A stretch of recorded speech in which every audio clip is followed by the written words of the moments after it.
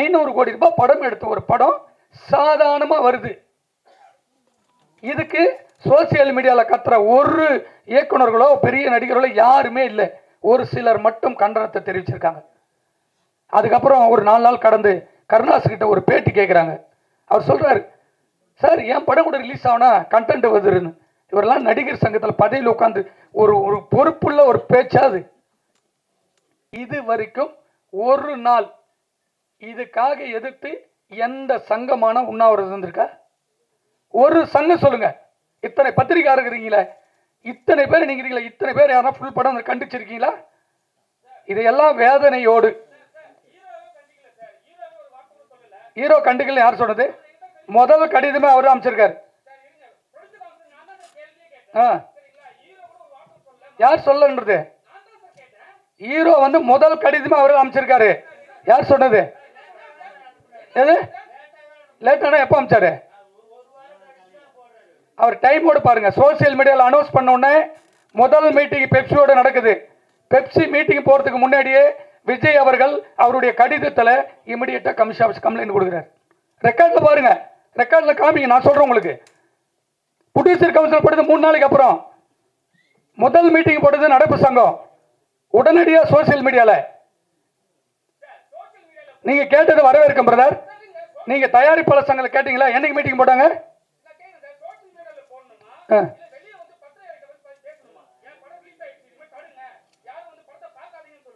யார் சொல்லணும்? இன்னைக்கு தேர்தலில் வந்து அவர் வந்து பத்திரிகையாளர் சந்திப்பாரா? அவர் உங்ககிட்ட கம்ப்ளைண்ட் கொடுக்கணுமா? போலீஸ் ஆபீசர் கிட்ட கம்ப்ளைண்ட் கொடுக்கணுமா? சார் மீட் பண்ணலாம், இல்ல மீட் பண்ணலாம். எது விஜய்லாம் கிடையாதுங்க. ஏங்க நான் பொலிட்டிக்கல் வேற, நான் பொலிட்டிக்கல் வேற, நான் பொலிட்டிக்கல் வேற. நான் சொல்றது கம்ப்ளைண்ட் எங்க கொடுக்கணும்? கம்ப்ளைண்ட் எங்க கொடுக்கணும் உங்களுக்கு தெரியும். கம்ப்ளைண்ட் எங்க கொடுக்கணும்? அங்கதான் கொடுத்துருக்காரு. விஜய் அவர்கள் யாருக்கிட்ட சொல்ல கமிஷன் ஆஃபீஸ்ல முதல் கம்ப்ளைண்ட் அவர் தான் கொடுத்துருக்காரு. அதுக்கப்புறம் தான் நடப்பு சங்கம் இருக்கு. சோசியல் மீடியால இருங்க, சோசியல் மீடியால இருக்கு. சொல்லுங்க.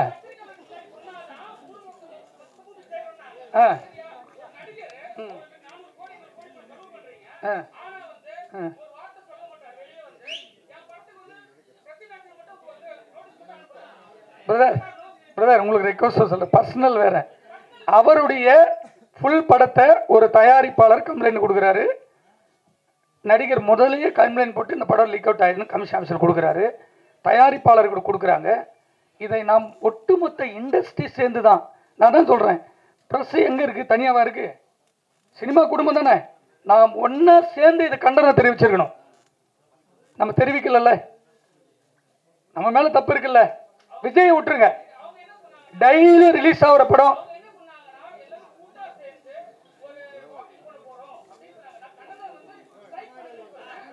சரி, நன்றி பிரதர். இது ஆடியோ ஃபங்க்ஷனு. இது ஏன்னா நியூஸ் வந்துச்சு, பரவாயில்ல. அதை மீறி இந்த சினிமா பாதுகாக்க வேண்டும். இப்படி ஐயனார் சார் போல பாதுகாப்பு நம்மளுக்கு தேவை. சினிமா காலை வணக்கம். ஒரு அழகான விழா. ரொம்ப இங்கே வந்த பிற்பாடு ஒரு சின்ன மகிழ்ச்சி இருந்தது. நிறைய சினிமா ஃபங்க்ஷனில் வந்து பிரேம் சாரை பார்த்துட்டே இருப்போம். முதல் முறையாக சினிமாவில் வந்து இணைந்து ஒரு படத்தில் ஒரு தயாரிப்பாளராக இருப்பது பெரும் மகிழ்ச்சி. காரணம், நிறைய படத்துக்கு பின்னாடி நம்மளுக்கே தெரியாமல் எவ்வளவோ பேருடைய உழைப்புகள் இருக்குது. அந்த உழைப்புகள்லாம் தெரியாமல் போயிட்டே இருக்குது. ஸோ இந்த படத்தில் அவர் வந்து ஃப்ரண்டில் நிற்கும்போது உண்மையிலேயே மகிழ்ச்சியாக இருக்குது. உங்களுக்கு மகிழ்ச்சி தெரிவிப்பது மட்டுமல்ல, இன்றைக்கி படம் எடுக்கிறதுக்கு தயாரிப்பாளர் எவ்வளவு பிரச்சனைகின்றதை ஒவ்வொரு வாரமும் நம்ம சந்திச்சிட்ருக்கோம். சினிமாவே யார் கையில் இருக்குன்னே தெரியல, அவ்வளவு பிரச்சனைகள் இருக்குது. படம் எடுக்கிறது கஷ்டம், படம் எடுத்துட்டு அதை ரிலீஸ் பண்ணுறது அதை விட கஷ்டம். அதை ரிலீஸ் பண்ண பிற்பாடு அதை வியாபார ரீதியாகவே அதை வெற்றி அடைகிறது அதை விட பெரிய கஷ்டங்கள் நாம் தொடர்ந்து சந்திச்சுக்கிட்டே இருக்கோம். அதையெல்லாம் மீறி இந்த படத்தினுடைய தயாரிப்பாளர் ஐயனார் அவர்கள் 2-3 ஃபங்க்ஷனில் அவரை பார்த்துருக்கேன். இந்த படத்தை அவர் எடுத்து திரையரங்கு கொண்டு வர அளவுக்கு அவர் வந்து தைரியமாக வந்து இந்த படத்துக்கு நிற்கிறாருன்னா, இப்படிப்பட்ட ஆட்கள் இருப்பதினால் மட்டுமே சினிமா நம்ம எல்லாரும் வாழ்ந்துக்கிட்டு இருக்கோம். இங்கே இருக்கிற அத்தனை பேரும் சினிமாவில் இருக்கிறதுக்கு காரணம் இப்படிப்பட்ட தயாரிப்பாளர்கள்லாம் புதுசாக வரதுனால்தான். பல லட்சம் தொழிலாளர்கள் மட்டுமல்ல, சினிமாவையே நம்பியிருக்கக்கூடிய எவ்வளோ ரசிகர்கள் இன்றைக்கி படங்கள் வந்து போயிட்டே இருக்குதுன்னா காரணங்கள்னால் இப்படிப்பட்ட தயாரிப்பாளர்கள்னால் நம்பிக்கையோடு தைரியோடு வந்து படம் எடுப்பதற்கு அவங்களும் சப்போர்ட் இருப்பதனால்தான் இந்த சினிமா இப்பொழுதும் உயிரோடு இருந்து கொண்டிருக்கிறது. நம்மளும் உயிரோடு இருந்து கொண்டிருக்கிறோம். அதே போல் இந்த டைரக்டர் வந்து அவதார் பேரே வந்து டிஃப்ரெண்ட்டாக இருக்குது. நேற்று நைட்டு தான் ஃபோனில் பேசினார். முதல் படத்தினுடைய டைரக்டரையே ஒரு இயக்குனர் பாராட்டுறார் அப்படின்னு சொல்லும்போது, நம்ம இங்கே இருக்கிற எத்தனையோ பேர் நீங்கள் திடீர்னு கூட நாளைக்கு ப்ரொடியூசர் ஆகலாம். இதுதான் ஒரு விழாவினுடைய சிறப்பு. இப்படி இந்த வழி இப்படி சொல்கிற சொல் வழியாகவும் செவி வழியாக தான் ஒரு இயக்குநர்களுக்கு பட வாய்ப்புகள் தொடர்ந்து கிடைக்கும். அந்த படத்தினுடைய கதாநாயகனை 4 ஆண்டுகளுக்கு மேலாக இந்த படத்தை தொடர்ந்து சுமந்து கொண்டு எந்த தோய்வு இல்லாமல் ஒரு படத்தை எடுப்பது ரொம்ப ரொம்ப கஷ்டம் கிடையாது, ஈஸி. படம் எடுப்பது ரொம்ப ஈஸி, படத்தை வெளியே கொண்டு வரது ரொம்ப ஈஸி. அதை வியாபாரம் செய்வது மட்டும்தான் இங்கு கடினமாக இருக்கிறது. தெரிந்தவர்களுக்கு அது கடினமாக இருக்கிறது. காரணம், இந்த இயக்குனரை அன்பு தம்பி மகேந்திரன் அவர்கள் மனதார பாராட்டியிருக்கிறார்.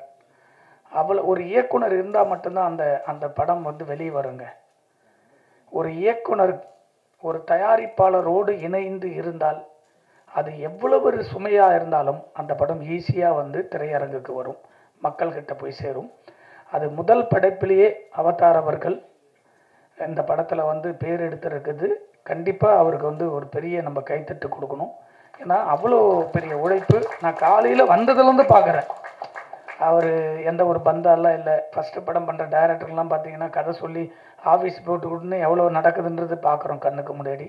அதையெல்லாம் கடந்து ஒரு சினிமா கலைஞனாக தொடர்ந்து அவருடைய பணிவை பார்த்து நான் உண்மையிலேயே தூரத்திலிருந்து பார்த்துட்டே இருந்தேன். அவர் வாட்ச் பண்ணிக்கிட்டு இதை ஒரு அழகாக கொண்டு வந்து இன்றைக்கி படத்தை இசை விழாவுக்கு கொண்டு வந்துட்டார். அடுத்த ரிலீஸுக்கும் ஐயனார் சார் சொன்ன போல் ஈஸியாக அந்த படம் வெளியே வந்துடும். யாரும் வந்து வாங்கலையானாலும் சரி, பணம் இல்லைனாலும் சரி, அவர் கண்டிப்பாக அந்த படத்தை ரிலீஸ் பண்ணிவிடுவார். அவ்வளோ பெரிய ஒரு சினிமாவை நேசிக்கக்கூடிய கலைஞனாக அவரை பார்க்குற ஐயனார் அவர்களை. இன்னொரு விஷயத்தையும் இந்த மேடையில் சொல்ல ஆசைப்பட்றேன். இந்த டைலர் பார்த்தோம். உண்மையிலேயே வந்து இந்த படத்தினுடைய தம்பி மாஸ்டர் மகேந்திரன் வந்து நான் பல வருஷமாக பார்த்துட்ருக்கேன். எனக்கு ரொம்ப ரொம்ப ரொம்ப பிடிக்கும். இப்படிப்பட்ட கலைஞர்கள்லாம் பெரிய இடத்த வந்து அச்சீவ் பண்ணணுன்றது நான் முன்னாடியே பார்த்துக்கிட்டே வருவேன். ஒரு நல்ல சந்தர்ப்பங்கள் வரும்போது அதை கொண்டு போய் அவரையும் சேர்க்கணும் அப்படின்றது பார்க்குறோம். இங்கே தொழில் ரீதியாக மட்டுமே சினிமா பார்க்கப்படுவதனால் நிறைய பாதிப்புகள் இருக்குது. அதையெல்லாம் கடந்து வந்திருக்கும்.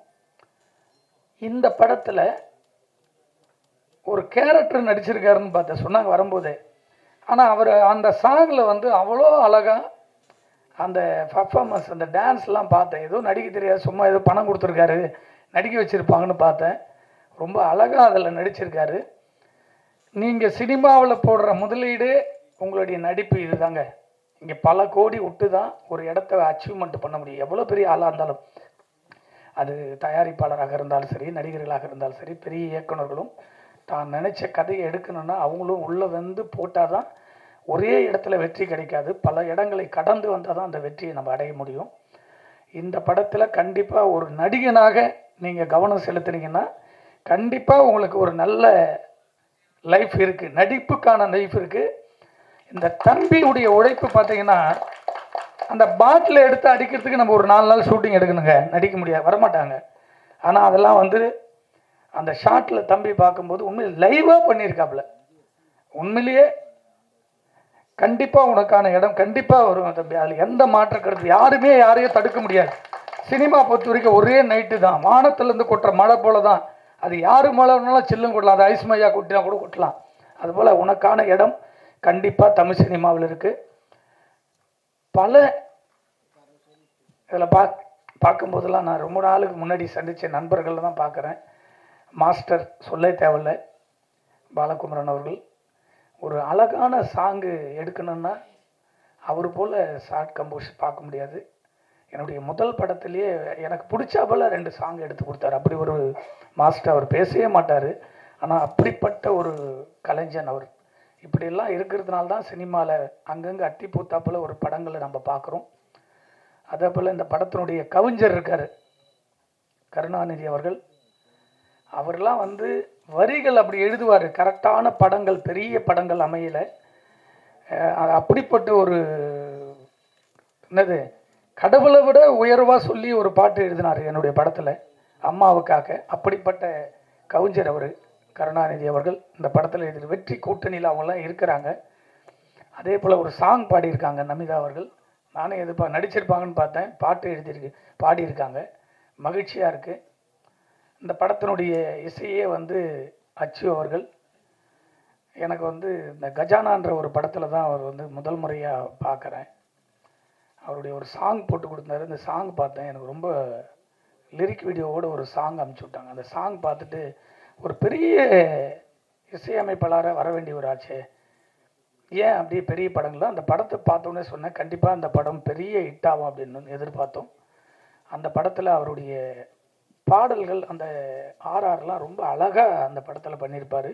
அதே போல் அந்த சாங்லேயும் டைலர்லேயும் பார்க்கும்போது அவருடைய உழைப்பு மீண்டும் இருக்குது. அப்படிப்பட்ட ஒரு சிறந்த இசையமைப்பாளர் இந்த படத்துக்கு அமைச்சிருக்காரு.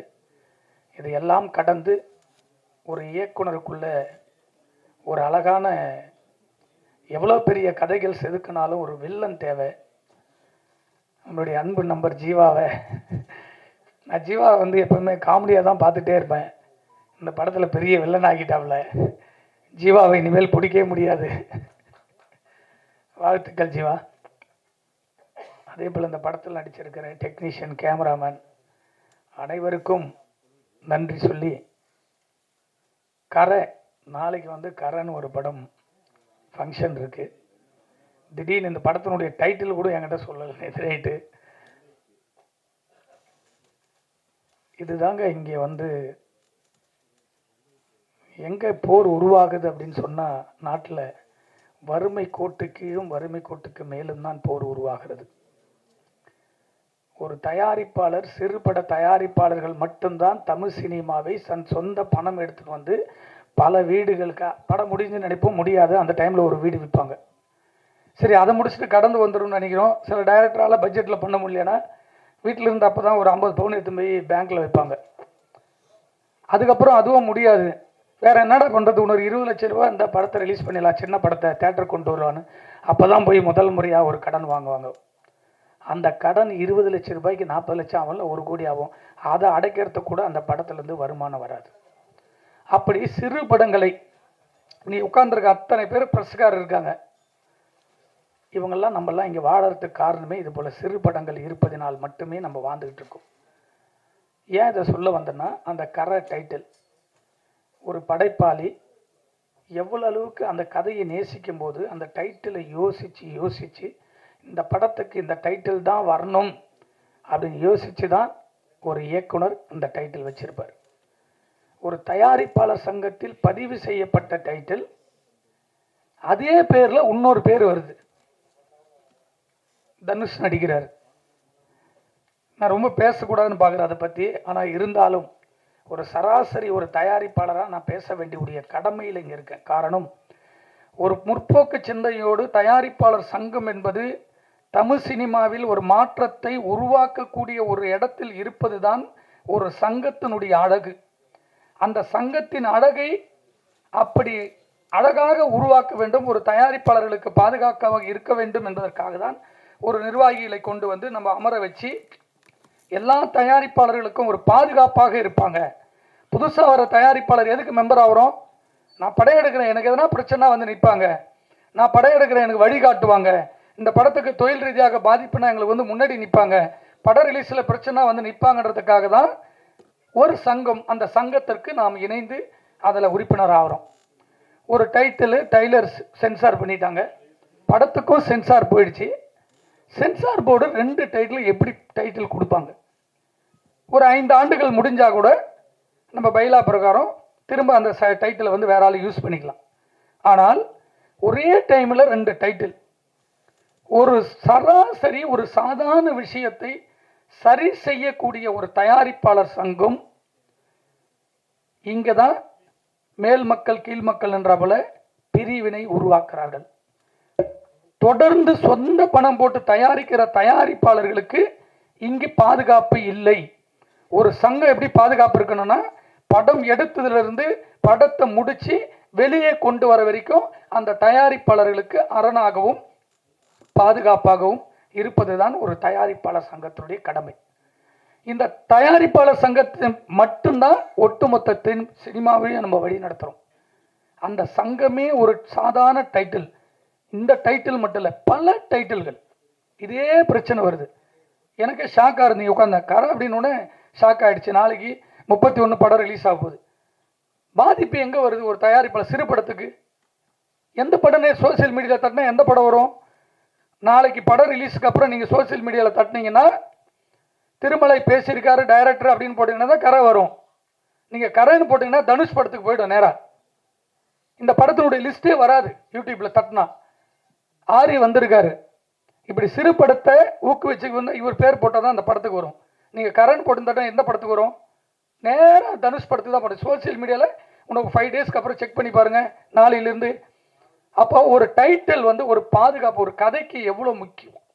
அப்படி செதுக்கி வச்ச ஒரு டைட்டிலை பைலா பிரகாரம் சங்கத்தில் பதிவு செஞ்சு ரெனியூவல் முடியுதுன்னா ரெனியூவல் சங்கத்திலேருந்து ஒரு தயாரிப்பாளர்களுக்கு மெயில் போட்டு, சார் ரெனியூவல் டேட்டு முடியுது அப்படின்னு கேட்டுட்டு கொடுக்கணும். யாருக்கணும் திரும்ப ரெனியூவலுக்கும் லெட்டர் கொடுத்தோம். இது வரைக்கும் அதை ரெனியூவல் பண்ண கொடுக்காம ஒரு சங்கம் இயங்கும்னா 22 பண்ண டைட்டில் முதல் முறையா தயாரிப்பாளர் சங்கத்தில் ஒரு புரட்சியை நான் பார்த்தது அன்பு நண்பர், என்னுடைய ஆர்வீர் நண்பர் விஷால் மூலம் தான் நான் புரட்சியை பார்த்தேன்.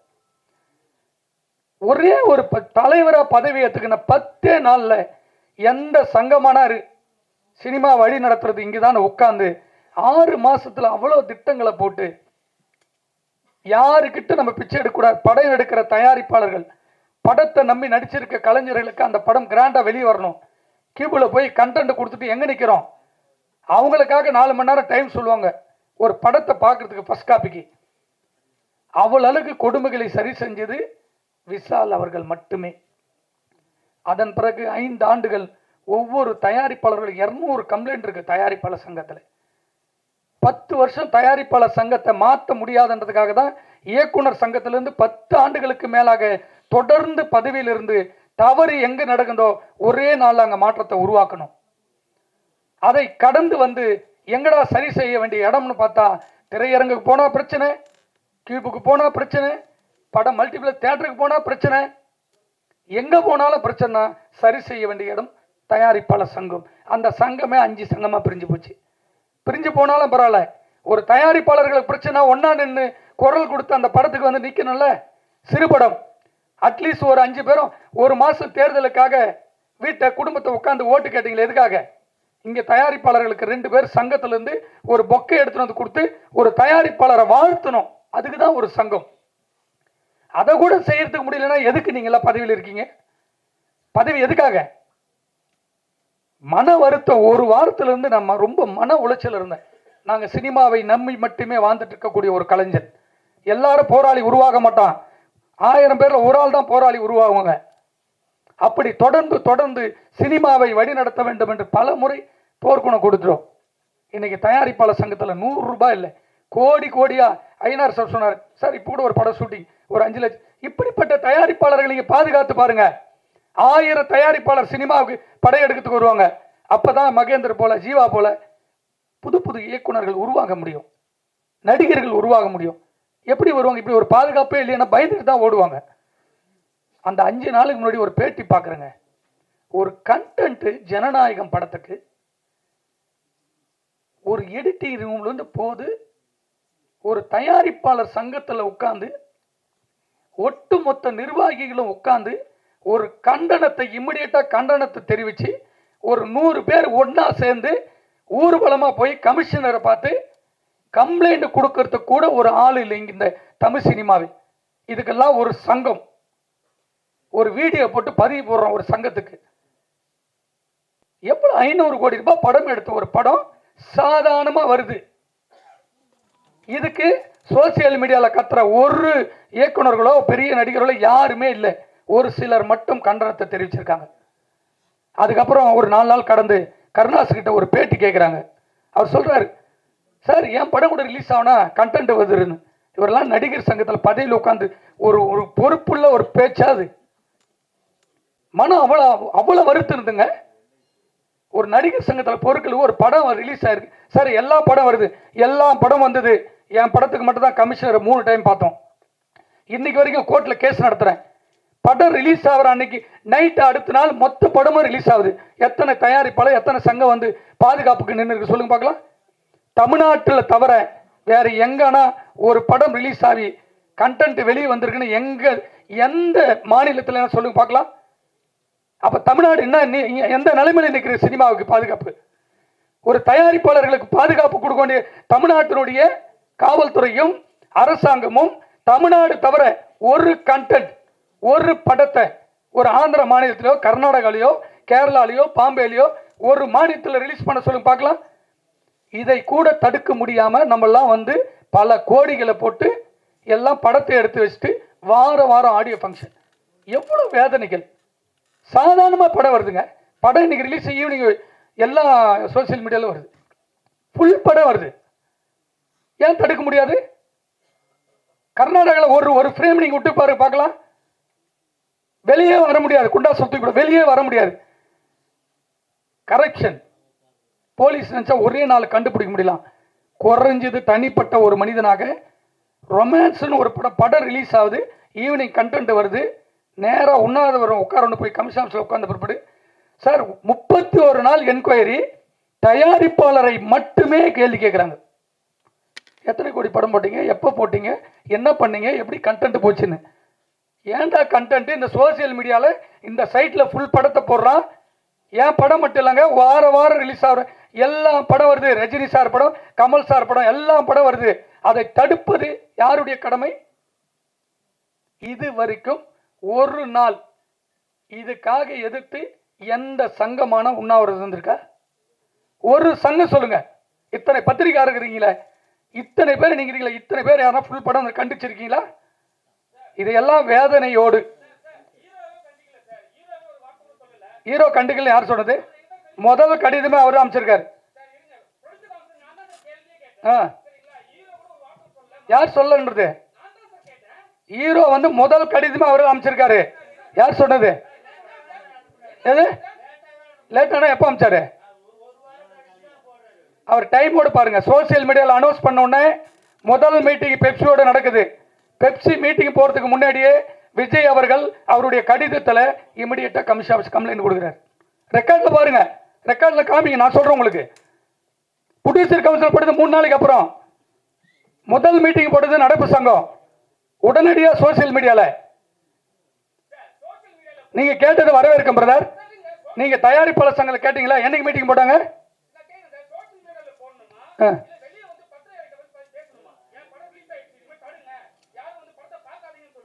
யார் சொல்லணும்? இன்னைக்கு தேர்தலில் வந்து அவர் வந்து பத்திரிகையாளர் சந்திப்பாரா? அவர் உங்ககிட்ட கம்ப்ளைண்ட் கொடுக்கணுமா, போலீஸ் ஆபீசர் கிட்ட கம்ப்ளைண்ட் கொடுக்கணுமா? சார் மீட் பண்ணலாம், இல்ல மீட் பண்ணலாம். எது விஜய்லாம் கிடையாதுங்க. ஏங்க நான் பொலிட்டிக்கல் வேற, நான் பொலிட்டிக்கல் வேற, நான் பொலிட்டிக்கல் வேற.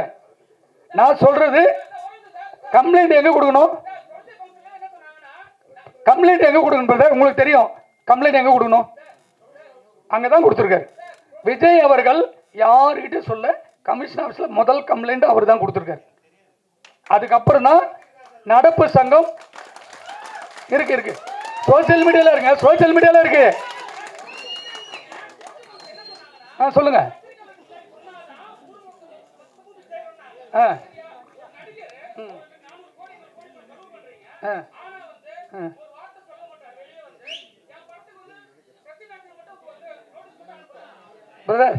பிரதர் உங்களுக்கு ரெக்வஸ்ட் சொல்ல, பர்சனல் வேற. அவருடைய ஃபுல் படத்தை ஒரு தயாரிப்பாளர் கம்ப்ளைண்ட் கொடுக்குறாரு. நடிகர் முதலையே கம்ப்ளைண்ட் போட்டு இந்த படம் லீக் அவுட் ஆயிடுன்னு கமிஷன் ஆஃபீஸர் கொடுக்குறாரு. தயாரிப்பாளர்கள் கொடுக்குறாங்க. இதை நாம் ஒட்டுமொத்த இண்டஸ்ட்ரி சேர்ந்து தான், நான் தான் சொல்கிறேன், ப்ரெஸ் எங்கே இருக்குது? தனியாவா இருக்குது? சினிமா குடும்பம் தானே. நாம் ஒன்றா சேர்ந்து இது கண்டனம் தெரிவிச்சிருக்கணும். நம்ம தெரிவிக்கல, நம்ம மேலே தப்பு இருக்குல்ல. விஜயை விட்டுருங்க, டெய்லி ரிலீஸ் ஆகிற படம்